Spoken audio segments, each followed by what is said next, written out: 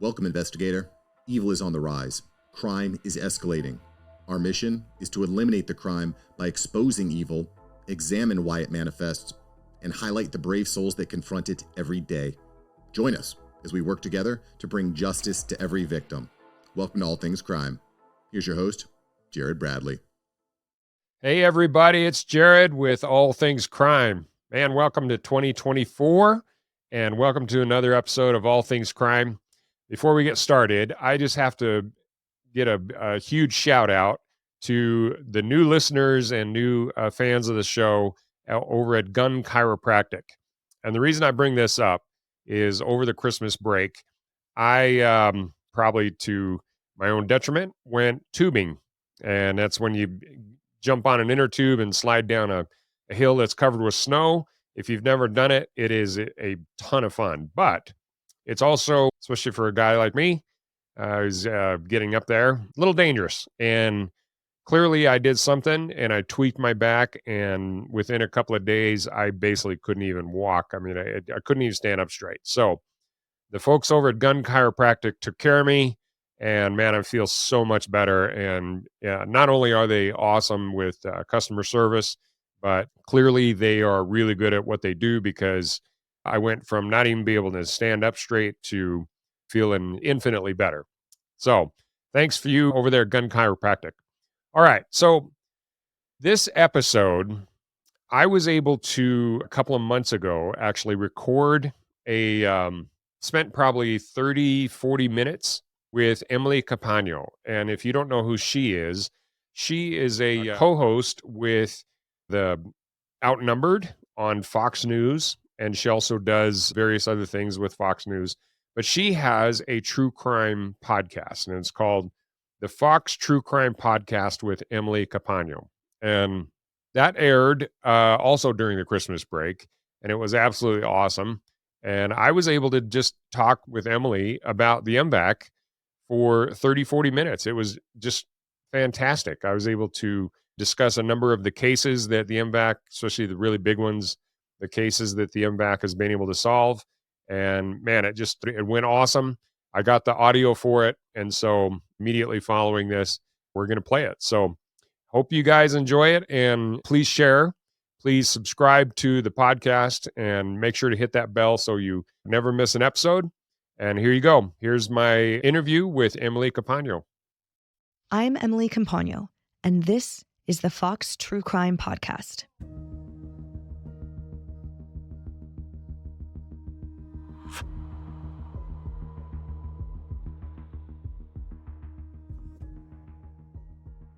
Far too many cases go unsolved due to a lack of evidence left at the crime scene. Despite many technological advancements throughout the years, collecting DNA is not always as easy as it appears on television. However, one company has developed breakthrough forensic technology that is helping law enforcement bring answers to unsolved crimes. The M-Vac is a high-powered wet vacuum that is able to pull DNA from rough and porous surfaces that are normally difficult to extract evidence from. Police agencies in various states across the nation are now adopting the technology. Thanks to the M-Vac and its collection services, decades-old cold cases have now been closed, with justice delivered for numerous victims. Jared Bradley is the president and CEO of M-Vac Systems and host of the All Things Crime podcast. Today, he joins me with an inside look at this revolutionary technology and shares the ways in which the M-Vac has brought closure for many families. Jared, I'm so grateful to have you here today. So help explain to listeners the science behind the M-Vac and how exactly that technology works. I appreciate you having me on, Emily. It's an honor. And yeah, the M-Vac is essentially a DNA collection system it's wet vacuum based. So just like a carpet cleaner, it is the best way that I have to explain it. So it sprays a sterile solution down onto the surface. So if you're looking for blood or touch DNA or saliva, whatever you're looking for and it doesn't really matter what kind of a surface it's on, it sprays that solution and vacuums at the same time. So it creates a little mini hurricane down on the surface. And that enables the DNA material, like, the skin cells, to break up and break off of whatever surface it's on. And then it gets collected into a bottle. And then it's the second stage is actually you concentrate it onto a filter. And that filter is what you send to the lab. And they process it essentially the same way they do a swab. And there's no possibility for in that little mini hurricane that it erodes the actual material? Because when I think of cold cases, I picture sort of rotting evidence. I picture things that are decades old. I picture very delicate physical objects or items or scraps of clothing or the like. So can you sort of explain what sounds like a ferocious technology that is clearly, however, very delicate in nature? Yeah, well, whatever surface when you're talking decades old clothing and things like that might be falling apart, that might pose some problems. But most of the cases that have been successful with the M-Vac in the past, and it includes a cold case as old as 56 years, where the evidence was just sitting in the evidence room for 56 years, and we got a positive profile off of that. It might collect some of the material, like the clothing that's kind of falling apart, but a lot of times, if the evidence is stored properly, then that won't happen. And DNA itself and cellular material itself is actually fairly resilient. So we're not looking for DNA that's like broken out of the cell, which is called free DNA. We're looking for cellular DNA. So once it's encapsulated inside of the cell and it's inside the nucleus, it's actually fairly robust. And as long as it's in a cool, dry place, it'll last a long time. So tell us about then some of the challenges of DNA collection, because I often hear about how vulnerable DNA is. Clearly not in the form that you just described, but how, it's almost rare or very difficult to actually extract usable DNA for those reasons. So can you sort of dive into why DNA collection is normally so difficult? Sure. Well, number one, DNA, because it's microscopic, it's so hard to see. Now, let me throw a little caveat out there. As far as our system goes, if you can visibly see the stain, like a blood stain or even saliva that's luminescing, and there's a lot there, they can collect it with a swab and get a pretty good profile. But when you're talking minute amounts, especially touch DNA, which doesn't luminesce, then the biggest problem is just finding where it's actually deposited. So our system is able to cover a wider area. And like what I described at the very beginning, it can get deeper into the little nooks and crannies of where that DNA material might be. The second part of it is, depending on the surface that it's on, if it's a rock or a brick, cement, like a sidewalk, a lot of times when the investigator is trying to collect that DNA, it just tears the swab up. And anybody that's had any kind of investigative experience has seen this, where you're rubbing the swab over the top of a rock, for example. You can actually see the blood stain, but you can't get to it because it just tears the swab up. Those are the scenarios where the M-Vac is the most beneficial because, again, it sprays the and vacuums at the same time. So you don't have that problem of the swab material falling apart. What was your background? How did you stumble upon or create this amazing technology that really, that knows so well, not only the value of the collection, but how incredible the collection itself is? Well, I was fortunate enough to have a really smart dad, and he was a microbiologist. And back in 1993, they had a big E. coli outbreak. And that's kind of how the M-Vac started, that some tainted meat got into the food system and even killed, I think, 6 children. And so that really bothered my dad. And he started analyzing the problem, realized that the front end collection was kind of the weak point. And so once he identified that, then he kind of migrated into, well, how do I isolate and how do I get more aggressive in being able to cover more surface area as well as get deeper? And that's when he actually invented the M-Vac. And so he brought me on because I have a sales and a military background and 2 areas that he needed to, because we also looked at military applications. And so I just kind of was fortunate enough that I had a really smart dad, and I wish he'd passed more of that down to me. But the good news is the system itself, even though it was initially designed for the food industry, a cell is a cell. And so whether it's an E. coli cell or an anthrax cell or a skin cell, the collection method is all the same. And so we actually didn't have to change anything when we pivoted into forensics. And we did that in 2012, and that's where we've been ever since. Well, obviously, you guys make a great team, and the hallmark of a good team is each one refusing to take any type of, acknowledgement of their own over the other. So I can tell you guys are a great team. So you've been doing this now for over 10 years. So the question is, how have you been able to partner with law enforcement agencies?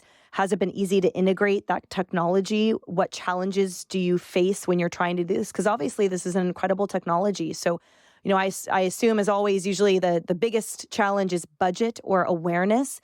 But I'd love to hear, and I know listeners would love to hear, how this is working, where it's working, and why and how it is not working in certain places so that we can remedy that.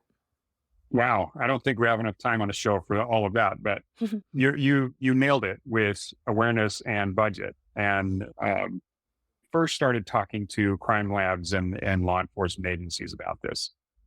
Pretty much all we had data-wise was one small study, and then most of the rest of it was just food, the data from the food industry. And so the critical thing about investigators is when they're looking at their particular case, there's no case that's more important to them. So they're looking at our technology and they're like, well, it sounds great, but I'm not going to be the first one to experiment on my case with, technology that is not proven. So we had to go to lots of universities like Boston University, UC Davis, Cedar Crest, some of these really big universities that have great forensics programs, and they produced a bunch of data for us.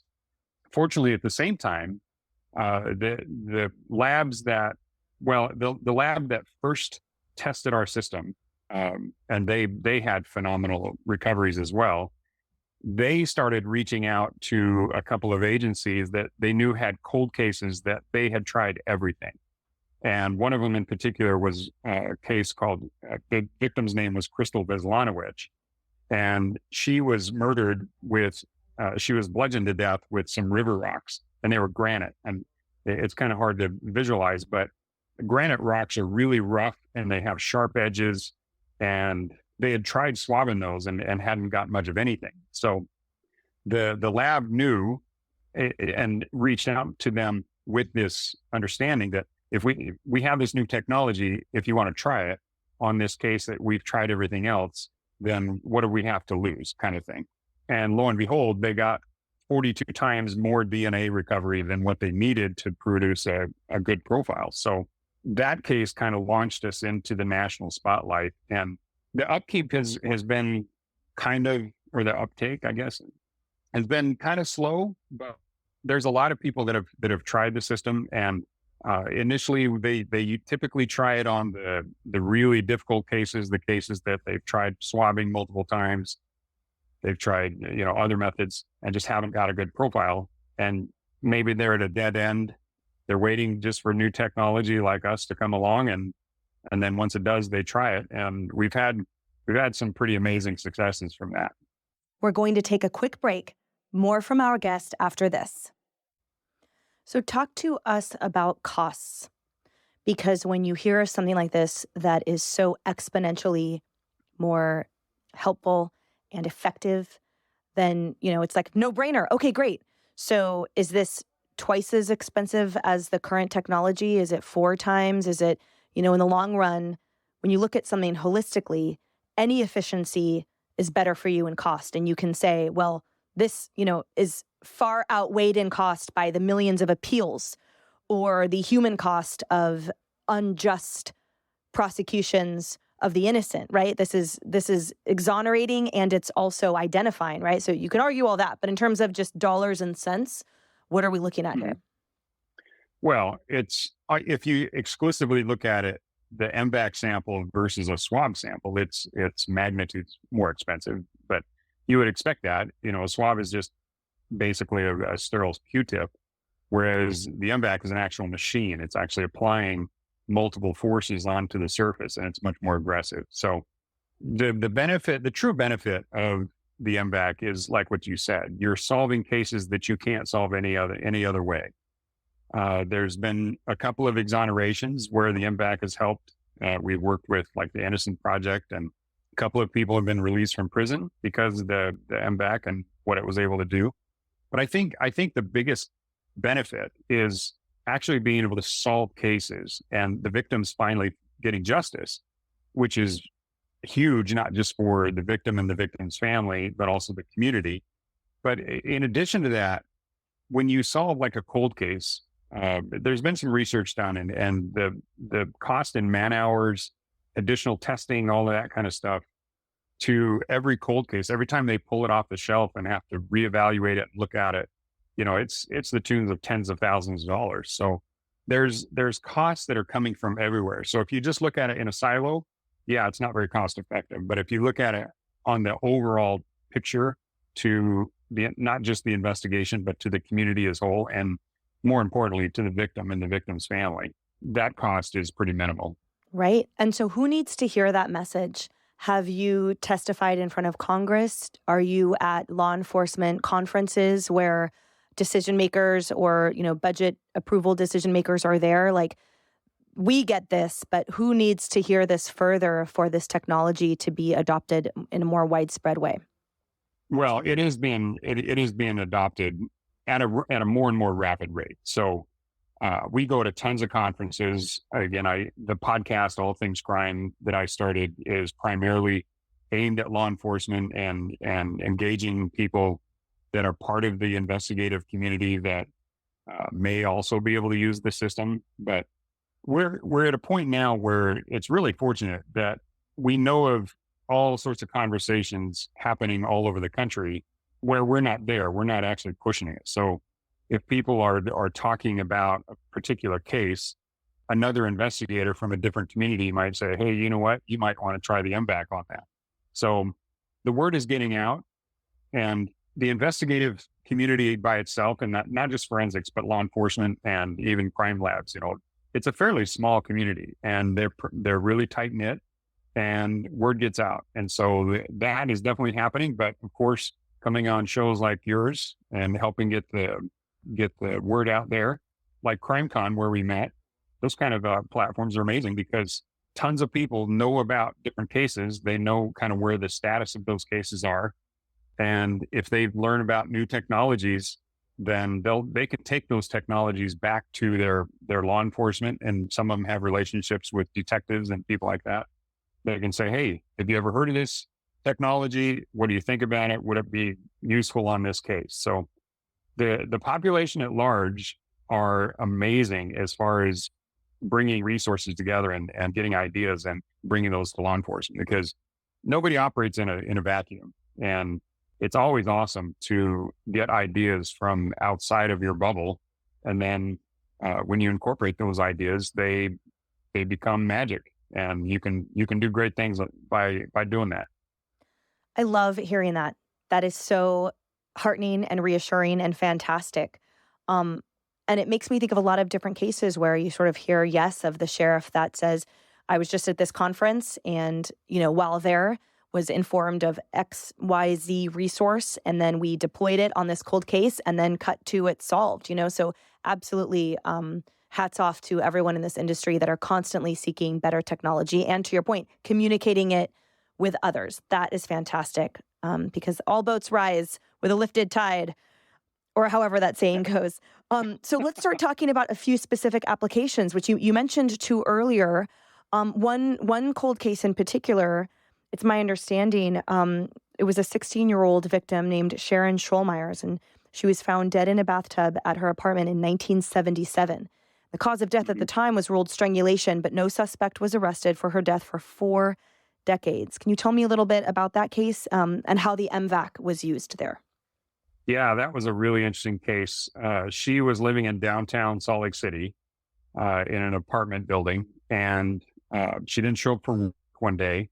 So her boss called her mom and said, hey, Sharon's usually really good at being on time for work. You may want to go check on her. So her mom went to the apartment, had the apartment manager let her into the apartment. She searched around, found her daughter deceased in the bathtub, and she was face down, and she was blindfolded and gagged. And yeah, what a horrible way for a mother to find a daughter. But then, the apartment manager actually called 911, stayed there to give a statement and everything. And then they looked at this case multiple times. Like you said, the apartment it was interesting. There were clothes that were kind of thrown about, but nothing was really missing. It was just messy. And it was like staged. And so nothing really looked right. But the bottom line is it went cold, and it was cold for almost 39 years. So you fast forward to 4 or 5 years ago, a cold case detective was looking at the evidence and realized that the blindfold and the gag, when they pulled them off of Sharon's head, they didn't untie them. And these detectives knew about the M-Vac. And so they thought, you know what? Why don't we untie these knots and M-Vac the ends of them? So, when you're tying your shoe or you're tying a knot in something, you grab onto the ends of that pretty fairly or pretty strongly. And that's basically what this guy did. And as they were untying the knots, they M-Vac the ends of the gags basically, and they got a great profile. And as it turned out, it was the apartment manager. So he was this 19-year-old kid that was just lusting after her, and he had used his apartment key to break into her apartment, raped her, and then realized once he was done raping her, he realized she recognized him, and so that's when he decided to kill her. So, but yeah, the guts on this kid to then just go to work the next morning like nothing had happened and actually let the mom into her apartment knowing that she was going to find her daughter, and then stay there and give a statement to the police and everything. Wow. Just cold-blooded. So yeah, well, that was an amazing case to help solve. That really is. And what I love about that case too is it illustrates how every person along the chain, did the best thing, did the right thing, all the problem solving techniques and using the best things at that time, including preserving the evidence in the correct way. It's like people in the past are looking to the future and saying someday we'll get there. Talk to me a little bit about certain protocols and policies within law enforcement agencies deem that if DNA has been tested, it can't be retested. Are there any challenges that you face with logistics in that way? We've talked about sort of the mechanics, the X's and O's of pulling the DNA and whatnot, but what things have you run into where people will not recollect or attempt to recollect because existing has already been collected? Do you run into anything like that? Sometimes, the biggest thing is a lot of people, once they have tried DNA testing in some way, and if they don't know about the M-Vac, then they just kind of look at the lab as the only place where advancements can happen, which is, the lab technologies by themselves have increased. Oh, it's just amazing what they can do now. But if somebody hasn't tested something in the last 5 or 6 years, they should probably look at it again. And especially if it's on any kind of a porous surface, even after swabbing. In fact, the University of Chicago did a study that showed that they lose between 60 and 80% of whatever DNA material is deposited on the original evidence. They lose between 60 and 80% of that between the evidence and the lab. So where that disconnect is exactly, we're not exactly sure, but based on the number of cases that have been swabbed previously and then M-Vac later and still got a really good profile. And the FBI tested the M-Vac versus swabbing as well and did that exact test. And they showed that the M-Vac, even after swabbing, can collect up to 66 times more than what the swab originally did. So anybody that has a piece of evidence that's been swabbed, it doesn't necessarily mean that there's not enough DNA material left on there to M-Vac it, especially. And you might even be able to swab it and with the increases in lab technology, be able to get a good profile, but I'm not sure I'd risk that especially if it's on a rough or a poor surface, I would M-Vac it, and then that's going to be your best shot at getting a good profile. And it's happened over and over. I have a very basic, likely dumb question, so bear with me on it. Bring it. Is the goal, because I'm literally I'm picturing the little shark vacuum I have in my office upstairs, and I doubt that it's that. But so is the goal to have like one in every law enforcement agency, or is it that to train, because obviously it takes a massive skill set to do it correctly, that to train enough, or to have in every department someone is trained in that collection? Because I'm picturing the logistical costs of, let's say if you have a few labs across the country that specialize in this, I'm picturing, if a very rural department, they should have access too. So how does that work? How does the actual deployment of this technology work? And what would your goal be for increasing the value of, or the efficiency or robustness or whatever of that? Oh, no, that's actually a great question, because there's 18,000 law enforcement agencies across the country. And out of all of those, I'd say maybe 2,000 to 3,000 of them are legitimate targets that should have their own M-Vac system. Obviously, every crime lab should probably have one, because they service so many agencies, and they service the prosecution and the defense. So depending on who would actually want it or want the M-Vac testing, then they should be able to provide it. The bigger agencies, a lot of them are buying multiple systems just because of the population that they cover. But, the kind of the cutoff that we look at is between 150 to 200,000 population that a law enforcement agency will serve. They probably have enough crime that would justify the capital investment into a system like ours. But if it's bigger than like 250,000, absolutely, especially a county and even city governments or city law enforcement agencies that service 250,000 or more, which is, again, a couple of thousand of them across the country. They not only have the budget, but they also have the need. So another case I wanted to ask you about, this is the cold case murder of a 12-year-old Lisa Mitchell Jackson in Montgomery County, Texas. What can you tell us about how the M-Vac was used there? This one's just a heart wrencher. Well, they all are, but this one, I actually had the opportunity to actually walk down there and walk to the crime scene. And man, this was a brutal one, primarily because she was swimming in a kind of a little lake about 300 meters from her house. So just right there next to her home. And her two older brothers were with her. And the older brothers decided they were done. And so they started walking home, and she was like, I'm going to swim a little longer. And it was just minutes after the brothers had left, and this guy kidnapped her basically, and raced. They threw her he threw her in a truck, and almost hit the brothers on the way out of the neighborhood. And so little did these poor brothers know that their little sister was actually in this truck with this just animal of a guy.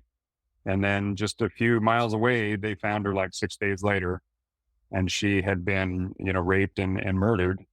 Yeah, that was just a heartbreaking case. But the way the M-Vac was actually able to solve it was because it was able to get down into the fibers of her T-shirt and her swimsuit. That's how they collected this guy's DNA, where they couldn't get it. And believe me, the CSI that had worked on this case before, she was describing to me how she had swabbed, how aggressively she had tried to collect any DNA other than Lisa's off of her T-shirt that she was wearing, and it literally took 2 days and swabbed every inch of that T-shirt and couldn't get enough. And yet the M-Vac was able to get it even after all of that. So that's another case where it's heartbreaking. It's just brutal as far as looking at how could anybody, do that kind of evil to this poor little 12-year-old girl. But the fact that they were able to solve it even 43 years later, is just awesome. So Yeah, we're really proud of that case too. Oh, it's incredible, really incredible. And again, it goes to the painstaking nature of everyone who touches the evidence. And then finally, decades later, thanks to the technology you and your dad developed, here we go. Finally, some closure and hopefully some justice. And it reminds me too, when you talk about how the brothers just left for a moment to go back home, it was right close to the house. I remember just recently, Charlotte Cena, who she just said, oh, I'm going to bike ride one more time by myself around the campground loop. And she was kidnapped and her family was so close by and all the kids she was biking with were so close by. Thankfully, she was returned safe and sound thanks to the good work of law enforcement who rescued her. But again, it's a blink of an eye that can lead to some of these heinous crimes. Jared, thank you so much. This has been such a fascinating conversation. I love learning about this stuff, and it gives me such hope for our present and our future and all of those families of cold case victims who are just crossing their fingers and praying that one day they will receive the answers that they've been searching for. Is there anything else that you want to share with listeners before we close? Oh, it's just been such an honor, Emily. I'm a huge fan, and I really appreciate you having me on. And if anybody wants more information, they can go to our website. It's m-vac.com. We also have a YouTube channel. It's M-Vac Systems. And if you want to learn more about some of the cases that we've solved and how it interacts with the different law enforcement agencies, then definitely give my podcast, All Things Crime, a listen. To hear more stories like this, you can listen to our past episodes on the Fox True Crime Podcast. Go to foxnewspodcast.com or wherever you download podcasts to listen and subscribe. Listen ad-free with a Fox News Podcast Plus subscription on Apple Podcasts, and Amazon Prime members can listen to the show ad-free on the Amazon Music app.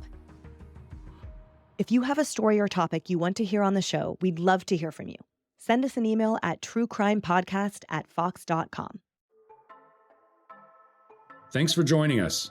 Your attention today brings us one step closer to exposing and eliminating the evil that brings crime to our communities. Hit subscribe and share this episode. Together, we will bring justice to every victim.